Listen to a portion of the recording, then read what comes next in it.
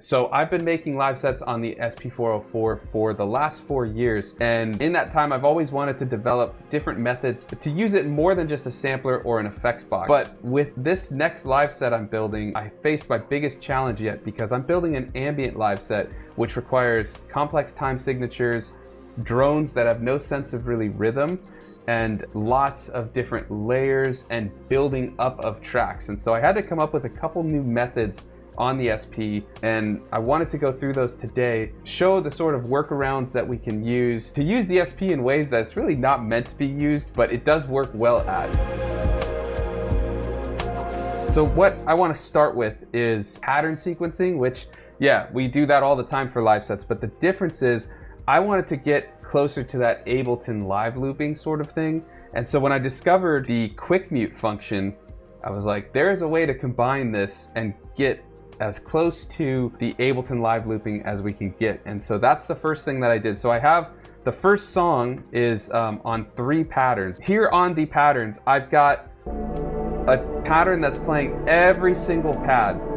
And this song's in 7/4. So there is a weird thing with the SP that I've never found a solution for. If we go over to shift, we do have time signature, right? But to my knowledge, there's only time signatures in 4. So 4/4, 6/4, 5/4. Luckily, the songs that I chose, while most of the album is in very strange time signatures, were in 7/4, 4/4, and I think 5/4. And it's not that big of a deal unless you're going to be doing pattern sequencing. So for most of the methods we're going to do, it's not too big a deal. But for the couple that we're doing patterns, it does matter. So I went with 7/4 because that's what this song is in. So the first pattern just plays everything. The second pattern is my final pattern because the quick mutes are kind of weird. They're not per pattern like they are on the P6. So at the end of the song, I want to end with just, not the bass, with just this. And so to do that, I just made a second pattern that's only that. And so that's where it starts, right? But we want to do a sort of Ableton live looping. So if you're not familiar with Ableton and the live looping, on Ableton you can trigger samples or MIDI to turn on and off. While we could do something like this, and we're going to later, with having just sample pads that we play in our just sample mode, the problem is if you want to trigger a new sample, you have to be exactly on point with your timing. Like if I just trigger this one, it's completely off. There's no connection, there's no quantize or anything. So the closest we can get with that is patterns. And so that's why we've got everything playing at once. And if we go shift reverse, we can get into our quick mutes. If we hit remain, it stays on.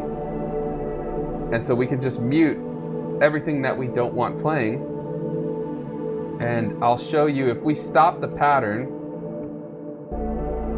that's the weird thing with the quick mutes on the SP. They don't save. So what you have to do is trigger the pattern, then go back to samples by hitting pattern select, then unmute or mute all the sounds that you don't want or want, whichever it is. And so I'm going to trigger, I'm looking over at, we're going to talk more about this later, but my little set map. And I'm seeing I made little drawings or diagrams of every bank that needs to do this sort of thing. And so this is how I'm going to remember what needs to start. And so I got just the drone and the noise to start. And then I've done some changes to the effects, which we'll talk about soon. But I'm going to bring, as a sort of volume automation, I'm using the filter to bring up this one. So let's get the pattern playing. Now, even though they're all lit, only these two, the drone and the noise, are heard. And so what I can do is get back into here, trigger this second pad, and now my filter is my sort of volume automation.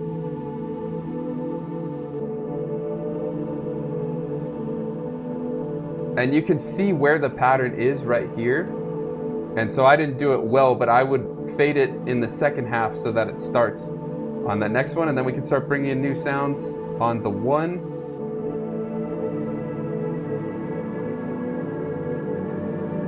And then slowly over time, I would just add all these different parts. Now, I'm doing it faster than I would normally just for the sake of this video. Here's the bass. And then we'll bring in the piano next.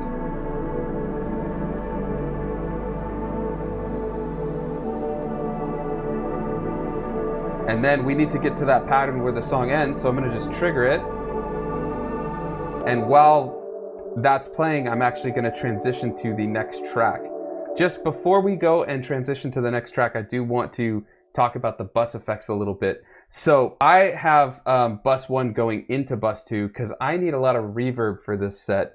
So I actually have on bus 2 a reverb, and then on bus 3 and 4 I have 303 sim to just kind of glue it together, and then an SX reverb. So there's a lot of reverb going on. Then I'm thinking about what things do I need to bring in that need some sort of almost volume automation or different effects, and I'm putting those on bus 1 because that's the first bus, and then everything else that doesn't need those sort of automations and things like that can go on bus 2. And either way, everything's going to get hit with bus 2 and then go into bus 3 and 4. So that's my routing. You could also separate bus 1 and bus 2, but I want a lot of reverb on everything. This is ambient, right? We're not doing a beat set, so everything needs to get hit with just a healthy dose, let's say, of reverb. And I don't think the SP has a very good ambient type of reverb, so I have to, you get creative by combining a few different ones. Now, the one thing I should add about this method is the way these patterns work, they're instant. So if you just mute them, they're gone.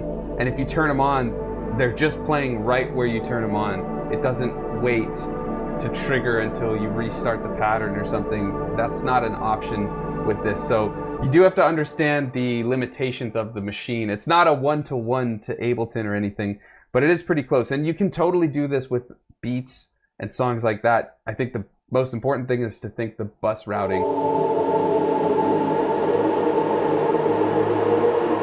All right, so method 2 I've covered before in previous live sets, and this is my sort of break or prepping for the next big method, and that's just having a one shot that plays in the background.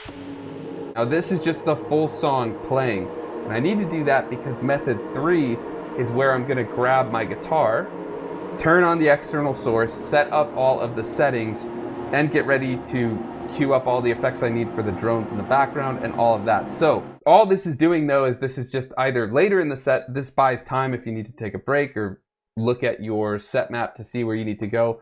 Or like for me, for method 3, if you're gonna bring in some instruments and you need to get it prepped, then that's when this comes into place. And nothing will make sound from the guitar until we enable external source. So that's a nice way that you're not gonna hear it or anything like that while this is going on. So we'll just grab our guitar.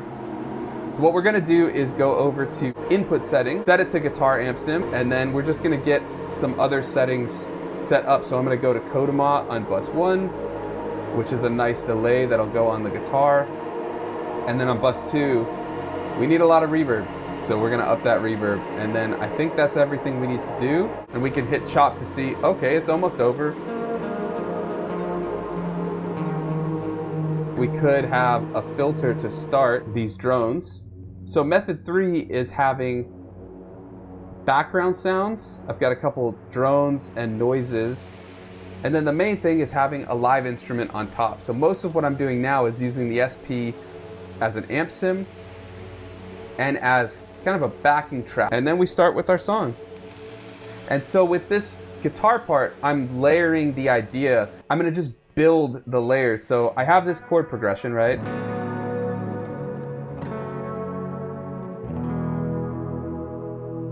And while that's cool, I want it to grow and develop. So while that's playing, I can do things like, maybe I'll start with just the bass note and do something like,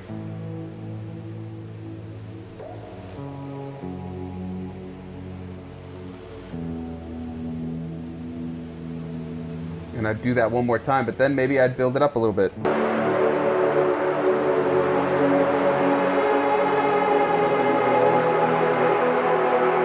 Basically just expanding on the song as it goes. And yeah, I just have a bunch of samples that are my drone layers on here, and I can do whatever I want to them with effects and things like that.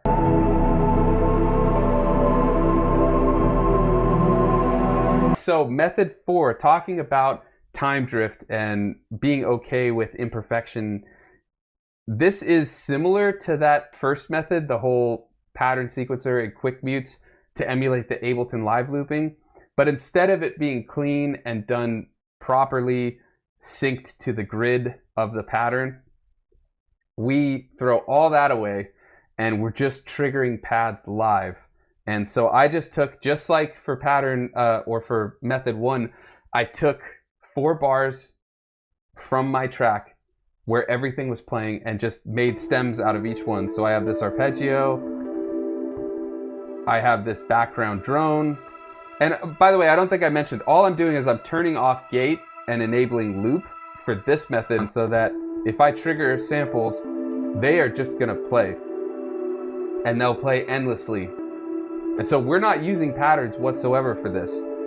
And then when I'm ready for the next sound to come in, I've got to be right on the grid, or at least as best as I can be. So it's almost over. So we're going to enable this one.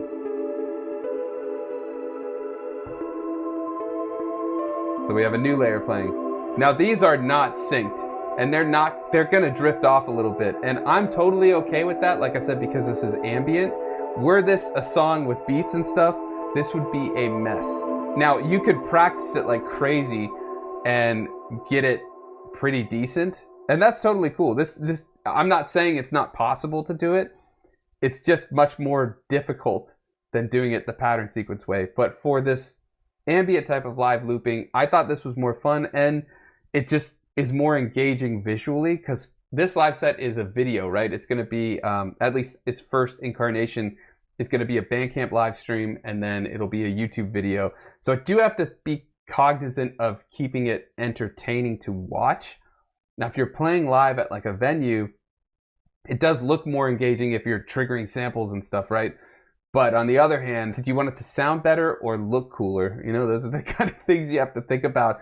Or do you want to practice like crazy and have it be both? Method 4.5, we take this method up a level by adding a different performance method, which I've covered since the first live set I did on that. And that's taking a long sample and chopping it, either with auto chop or manual chops, to be smaller segments. So I just took every single chord from this sample and isolated it on a different sample pad. And I do have them set in a mute group. So what I'm doing there, let me just show you.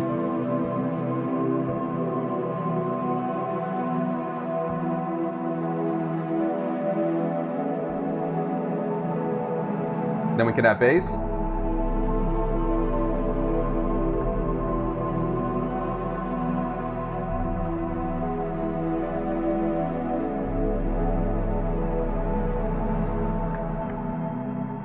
Now, what I did just there, I have a second part in this song, this part, where everything drops out. So what I had to do, this is why we need a healthy amount of reverb on multiple instances, because all I did was everything's playing, I let it get to the near end, and I hit stop, shift exit, so the echo from the reverb is still playing, so that it gives me a second grace period to stop everything and trigger that sample pad with sound still playing.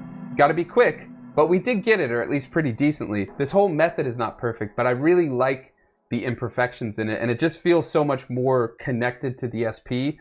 I always think of the SP not as a sampler, but as an instrument, right? And this really connects you with it, because I guess it's kind of like driving a stick shift if you drive cars. The difference between automatic, right, pattern select, it's just playing it automatically. You don't have to think about when things are starting, when things are ending. But if you're doing it this way, you really need to listen to your instrument, to your machine, and think, okay, that's about to end, so that means I need to get on time before I trigger this next sample. So I don't know, it just feels a little more connected to the machine, and I like it in that way. So I think that leads us to, quite nicely, method 5, and that is to have some sort of a set map. And you don't necessarily have to bring this when you do a live set, but this is mainly for practice. And I've covered doing set maps before, but I've really, for this set, really thought about it more and went much more granular. And this is a work in progress one. I always do the set I'm gonna do, and you see I've moved things around and things like that. This is a work in progress. Always put the bank that you have all of the samples on. What I don't have here is BPM. I do think BPM is a good thing to have. I list what method we're doing. So here I have patterns, here I have one shot.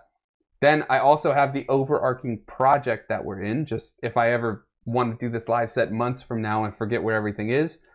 I also put what bus effects each song is going to be in.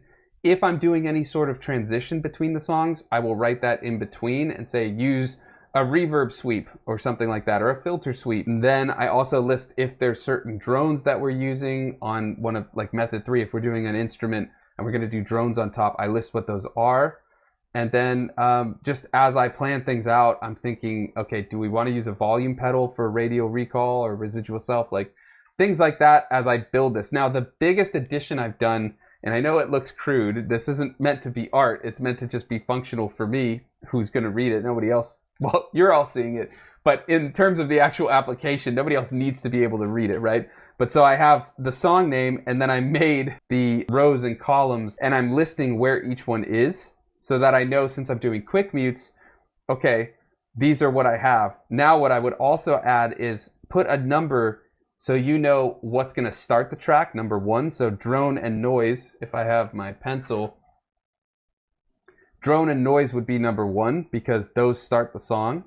And then I add in the ARP, so I'm going to put number 2. Then I kind of do this improvise, which one I want to add next. So I would put 3, 3, and 3 here so that I know those are the options. So those are all the things I like to keep on my set map. But let me know if there's anything you think is useful or that you do, if you do similar, what you put in. What methods would you want to see next? Are there any methods that I've not covered that you think I should cover? That's my live set. It's been a lot of fun trying to build this. It's very different from what I usually do doing beat type songs and transitions between those. These are very different, and so I wanted to incorporate the live instruments more and really make the SP more of an instrument than just a sampler. And if you want to check out even more SP performance methods, check out this video next. Thanks for watching, and I'll see you next time.